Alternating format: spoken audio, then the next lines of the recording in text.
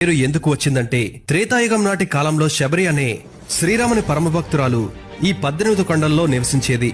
అందుకే ఈ ప్రాంతానికి శబరిమల అన్న పేరు వచ్చిందని చెప్తుంటారు. అయ్యప్ప స్వామివారు రాముని రూపంలో వచ్చి శబరికి మోక్షం ప్రసాదించారని, అందుకే ఈ ప్రాంతానికి శబరిమల అన్న పేరు వచ్చిందని అయ్యప్ప స్వామివారి భక్తులు చెప్తూ ఉంటారు. మకర జ్యోతి అనేది ప్రతి జనవరి 14న లేదా 15న సాయంత్రం 6 గంటల నుండి 8 గంటల మధ్య కనిపించే నక్షత్రం. ఇది శబరిమలకి ఎదురుగా ఉన్న కందమాల శిఖరంపై కనిపిస్తూ ఉంటుంది. చాలా మంది ఈ జ్యోతి రూపంలో అయ్యప్ప స్వామివారే ప్రత్యక్షంగా కనిపిస్తూ ఉంటారని చెప్తుంటారు. 1999, 2011లో శబరిమల జ్యోతి దర్శనానికి వచ్చిన భక్తుల తొక్కిసలాటలో వరుసగా 53 మంది, 106 మంది మరణించారు.